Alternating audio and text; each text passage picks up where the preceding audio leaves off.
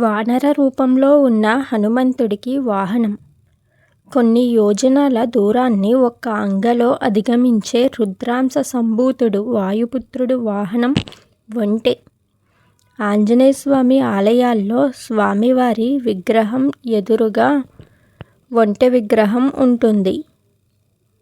వానర రూపంలో ఉన్న ఆంజనేయునికి ఒంటె వాహనం అవ్వడం వెనుక ఆసక్తికరమైన కథ ఒకటి పురాణాల్లో ఉంది. రావణుని బావమరిది దుదుంబిని వాలి భీకరంగా పోరాడి వధిస్తాడు. అతడి మృతదేహాన్ని ఋష్యమూక పర్వతం, తపస్సు చేసుకుంటున్న పర్వతంపై వాలి దుదుంబి మృతదేహాన్ని పడవేయడం మాతంగ మహర్షి చూశాడు. దీంతో మాతంగ మహర్షి కోపంతో వాలి కనుక ఋష్యమూక పర్వతం మీద కాలు పెడితే మరణిస్తాడని శపించాడు.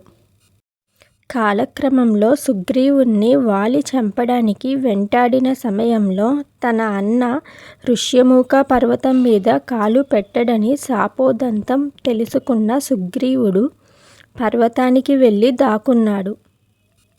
ఆ సమయంలో తన స్నేహితుడైన సుగ్రీవుణ్ణి చూడటానికి హనుమంతుడు ఋష్యమూక పర్వతం మీదకు చేరుకున్నాడు.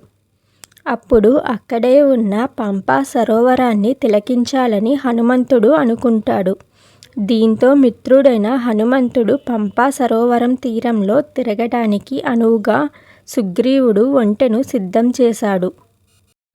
అప్పుడు హనుమంతుడు ఒంటెను అధిరోహించి విహరించినట్లు, అప్పటి నుంచి హనుమంతుడికి ఒంటె వాహనంగా మారినట్లు కథనం.